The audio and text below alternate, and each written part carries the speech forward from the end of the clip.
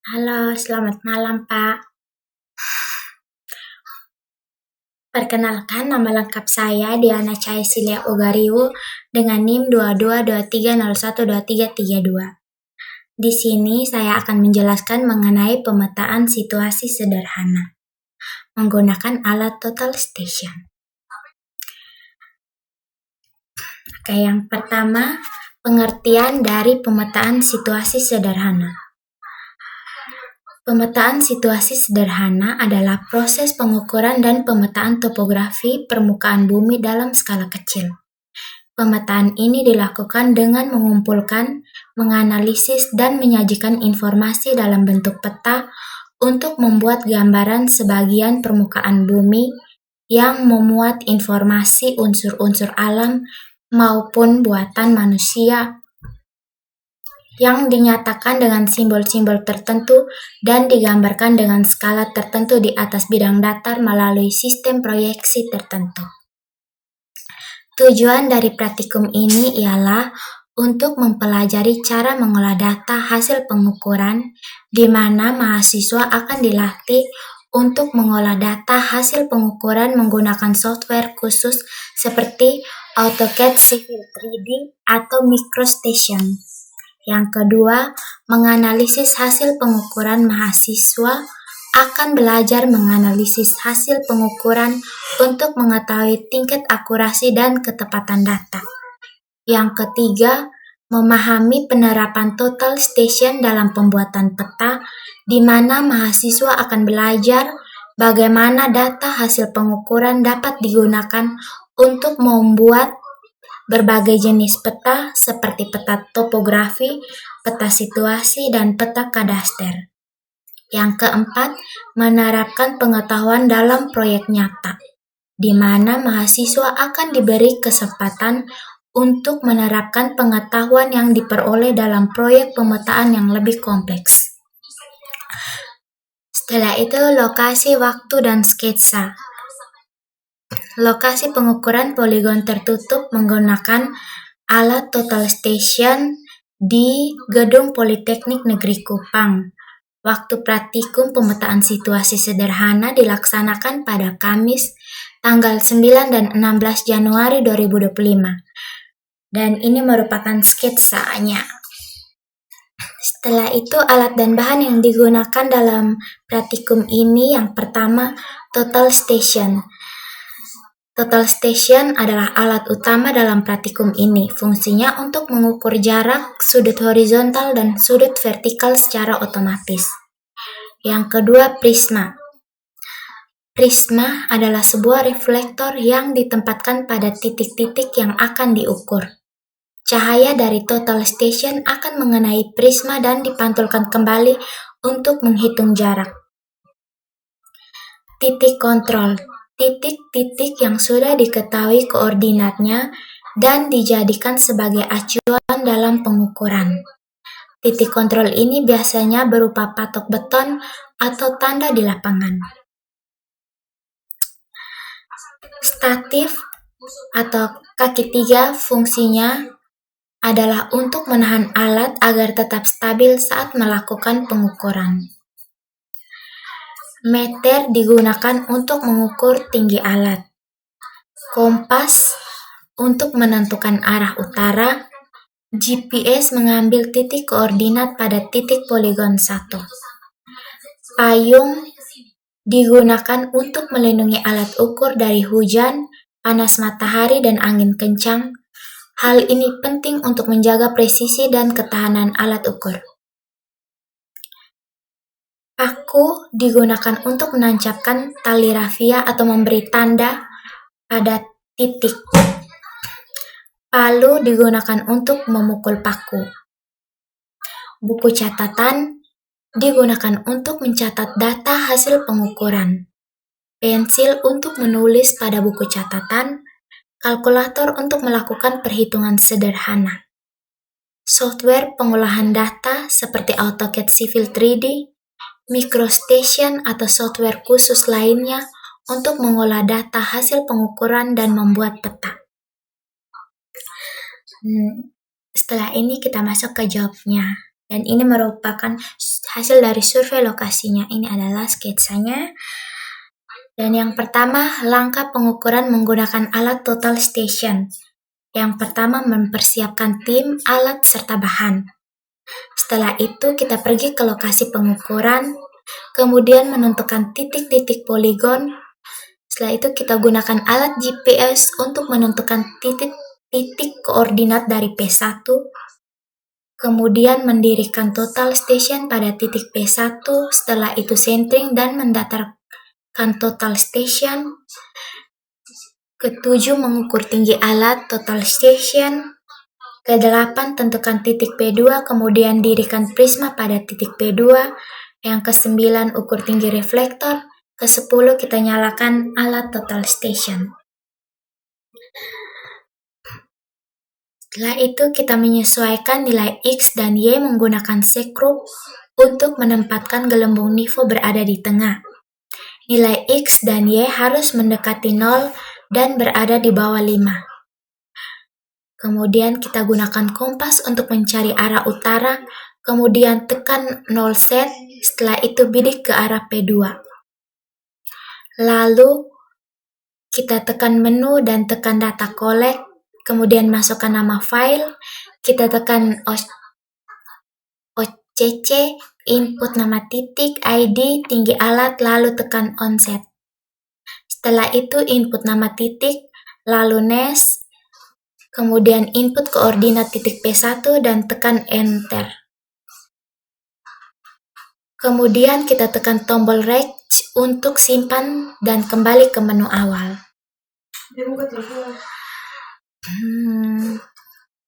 Setelah itu tekan backside, input nama titik, precoded, tinggi reflektor, lalu tekan BS. Setelah itu kita masukkan nama titik, lalu tekan ne atau as. Kemudian kita mulai mengukur situasi dengan membidik ke arah prisma, kemudian tekan Alt. Setelah terekam data otomatis, langsung berubah ke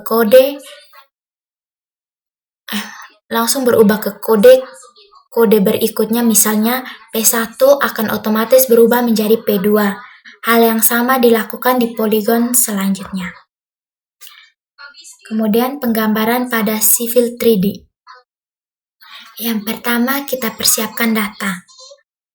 Persiapkan data lapangan, kemudian masuk ke Excel. Setelah data dimasukkan ke Excel, pindahkan data tersebut ke dokumen teks.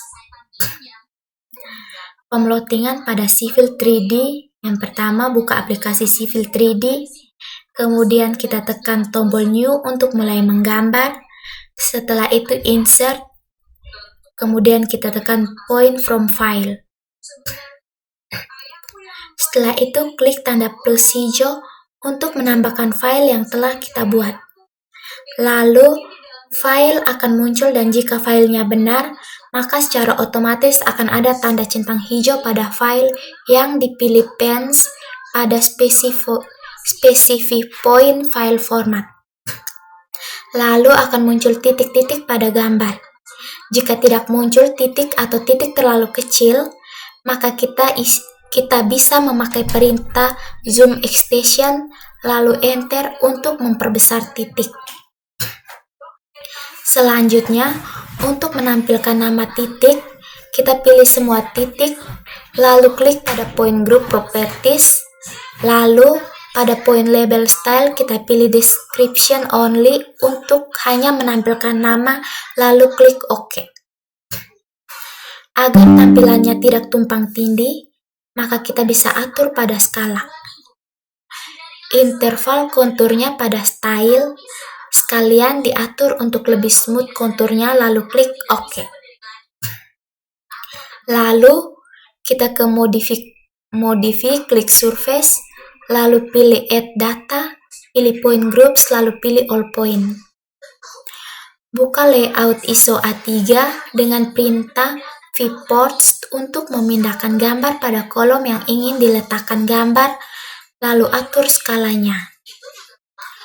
Untuk mengubah file menjadi PDF, dilakukan dengan cara Ctrl P, lalu pada printer atau plotter, pada bagian nama kita ubah file dari drawing to PDF. Oke, baik. Di sini saya akan menjelaskan bagaimana penggambaran pada Civil 3D.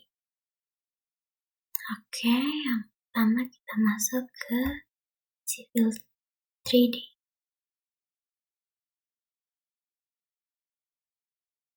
Kita masuk ke Civil 3D.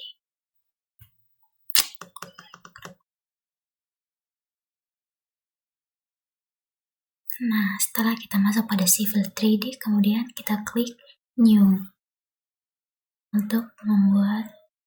Setelah itu kita klik Insert. Dari Insert kita ke Points from File. Di sini Point from File kita tambahkan data yang telah kita persiapkan. Kita klik tanda hijau ini, kemudian cari data yang telah kita masukkan ke Excel yang telah kita buat. Ini dia. Sorry guys.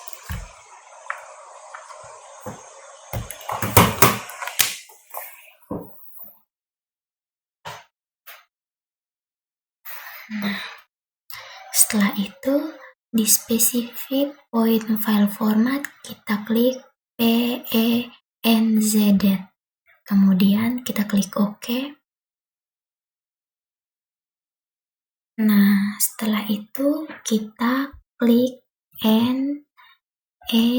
kemudian Enter. Dari sini kemudian kita tekan Ctrl A. Dari Ctrl A, kemudian kita ke Point Group Properties. Kemudian di sini yang non, kita klik ini, kemudian kita pilih Description Only. Kemudian kita play dan OK. Nah, di sini kita telah melihat gambar titik-titik yang telah kita tentukan sebelumnya. Nah, di sini kita pilih skala agar titik yang tidak tumpuk tindih ya guys. Kita pilih skala berapa ya? Biar skala ini pas. Nah, di sini kita klik polyline atau PL, kemudian Enter. Kemudian kita sambungkan titik-titik ini guys. Dari titik pertama titik P2 ke P3 kemudian P4 P5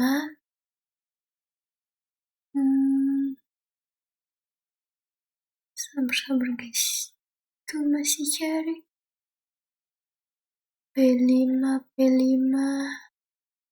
kita bisa zoom guys.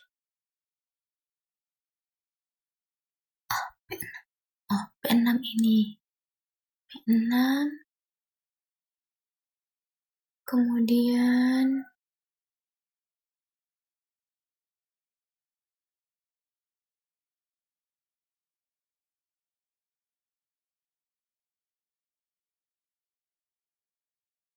P6 P7 di sini, P7 P8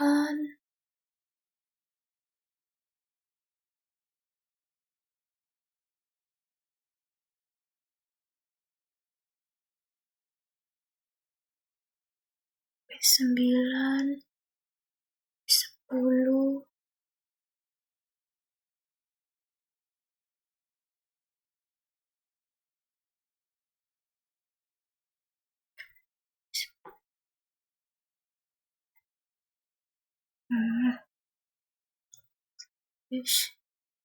P10 P11 di mana nih?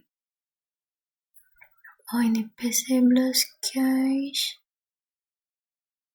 P11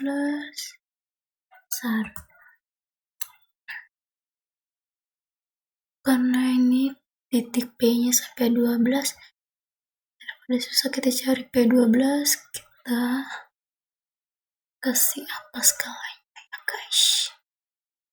Kemudian kita perbesar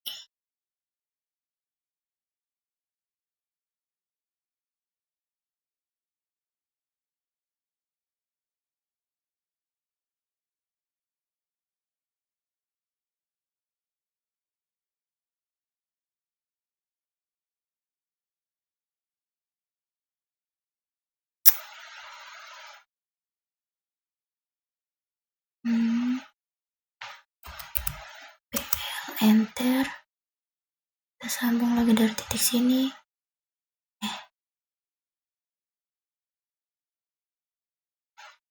Di titik 12, oke. Kemudian kita enter. Setelah itu jadilah gambarnya seperti ini.